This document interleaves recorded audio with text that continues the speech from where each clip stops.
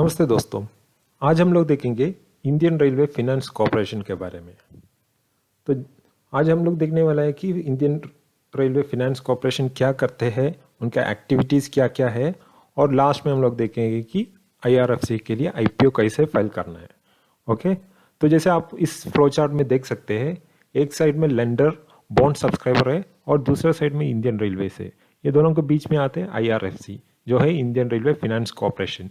तो ये एक्चुअली क्या करते हैं, ये लेंडर और बॉन्ड सब्सक्राइबर्स से पैसा लेते हैं और इंडियन रेलवेज के लिए लीसिंग, लेंडिंग नहीं तो बोरोइंग के रूप में देते हैं ये पैसे को। ओके, ये सब हम डिटेल्स में देखेंगे आगे जाने वाले स्लाइड्स में। अभी फिल एक रफ आइडिया देने के लिए ये फ्लो चार्ट बनाया हुआ है आपके लिए। तो आप देख सकते हैं कि लेंडर से ये बॉन्ड सब्सक्रिप्शन या लोन लेते हैं।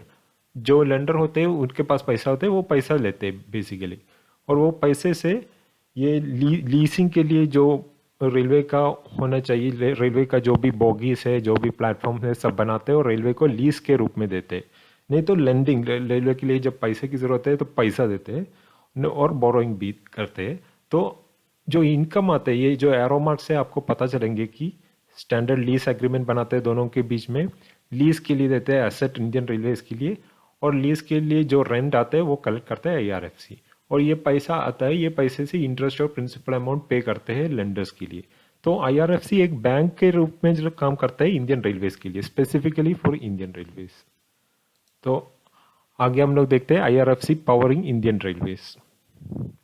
IRFC is powering 45,545 passenger coaches.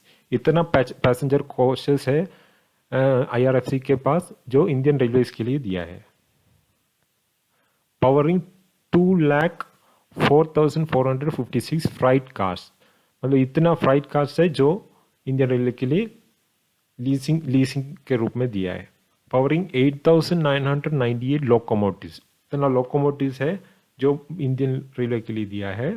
और powering Indian railway projects worth over 24,000 crore, 24,000 crore से ऊपर वाला प्रोजेक्ट्स को फंड किया है आईआरएफसी ने।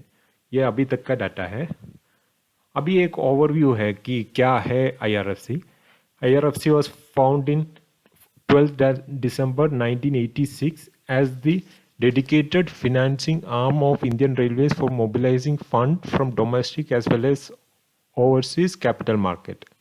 IRFC is a schedule, ये बहुत ज़रूरी है आपको देखने के लिए, schedule a public sector enterprise under the administrative control of Ministry of Railways, Government of India.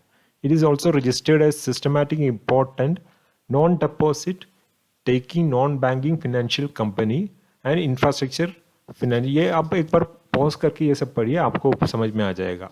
In more than 30 years of existence, IRFC has played a significant role in supporting the expansion of Indian Railways and related entity by financing significant proportion of its annual plan outlay.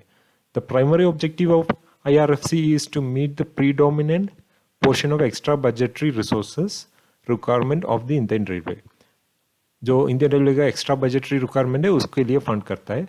The company's principal business therefore is borrow fund from financial market to finance the acquisition creation of asset which are then leased out to Indian railways. जैसे कि हम लोग पहले देखा था flow chart में कि ये एक्विजिशन करते हैं, क्रिएट करते हैं एसेट को और लीज करते हैं इंडियन रेलवे के लिए। ओके, अभी हम लोग एक बार एक नज़र डालते हैं नंबर्स के ऊपर। इतना डाटा ही अवेलेबल है वेबसाइट में। तो इसमें आप देख सकते हैं share capital, net worth, total revenue, total expenditure, profit after tax, profit before tax, profit after tax, dividend, सब। तो जैसे आप देख सकते हैं कि through out the years, year by year ये सब इंक्रीज हो रहे हैं। ये सब हम डिटेल्स में देखेंगे in the form of bar graph. तो ये है रेवेन्यू ग्रोथ। रेवेन्यू ग्रोथ 2013 से 2017 तक का डाटा ही अवेलेबल है वेबसाइट में। तो revenue has shown steady CAGR of 13%। CAGR क्या होता है? कॉम्पाउंडेड एनुअल ग्रोस रेवेन्यू। तो साल भर साल इंक्रीज होते ही जा रहे हैं ग्रोस रेवेन्यू। वही profitability, profit after tax has shown A steady CAGR of 16%, बहुत अच्छा है। और net worth has increase at CAGR of 17%। सब पैरामीटर से सब इंक्रीज होते ही जा रहे ईयर बाई ईयर। अभी हम लोग ऑपरेशन देखेंगे डिटेल में क्या है, क्या लीसिंग ऑपरेशन करता है, क्या लेंडिंग और क्या बोरोइंग करता है। अभी देख सकते हैं आप इधर लीसिंग के रूप में आईआरएफसी क्या करता है। IRFC follows a leasing model to finance a rolling stock asset and project asset of Indian railways. The leasing period is typically for 30 years, comprising a primary component of 15 years, followed by a secondary component of 15 years. As part of the lease, recovery of the principal component and the interest is affected during the primary lease period, and at the end of the lease, the asset is typically sold to Ministry of Railways for the nominal price. The company has adopted a cost plus lease arrangement with Railway Ministry of Railway, which ensures a net interest margin for IRFC. The Ministry of Railway pays lease rental to the company on half-yearly basis, and leasing price comprises both principal repayment and interest payment. मतलब half yearly payment मिलता है। ये हुआ leasing के बारे में। अभी हम लोग लेंडिंग के बारे में देखते हैं। IRFC also has presence in lending activity and has provided fund for various companies of railways such as Rail Vikas Nigam Limited (RVNL), Konkan Railway Corporation Limited, Rail Land Development Authority, Railtel Corporation, सबके लिए जो fund provide किया IRFC ने। IRFC's foray into fund of railway project began in 2011-2012, which has accelerated the project execution of many front like capacity enhancement, etc.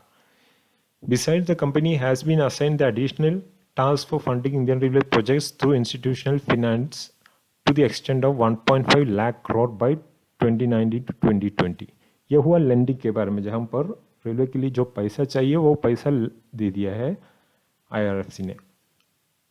अभी borrowing के बारे में, IRFC has been meeting its funding requirement from various sources to extract the lowest possible pricing from the market. In addition to the equity infusion from time to time by Government of India, IRFC has been mobilizing the funds through both taxable and tax-free bond.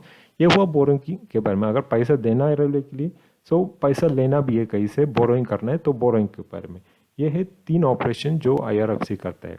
तो पहला वाला है leasing, जहाँ पर asset बनाते हैं और asset rent पे देते हैं रेलवे के लिए। दूसरा है पैसा देते हैं रेलवे के लिए जो एक्स्ट्रा बजट चाहिए उसके लिए।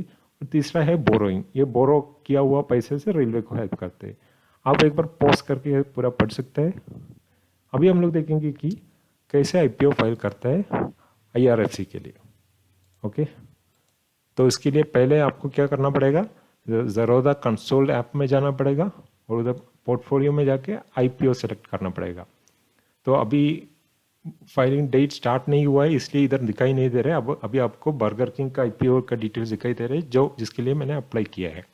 तो इधर IRFC का लिस्टिंग होने के अप्लाई करना जब स्टार्ट होंगे तब इधर दिखाई देंगे आपको स्टार्ट डेट, एंड डेट दिखाई देंगे, प्राइस रेंज दिखाई देंगे, मिनिमम क्वांटिटीज दिखाई देंगे।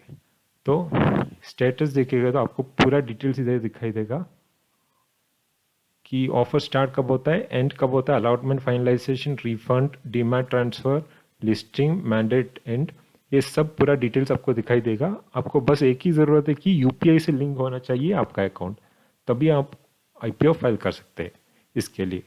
ओके, तो आज के लिए बस इतना ही है।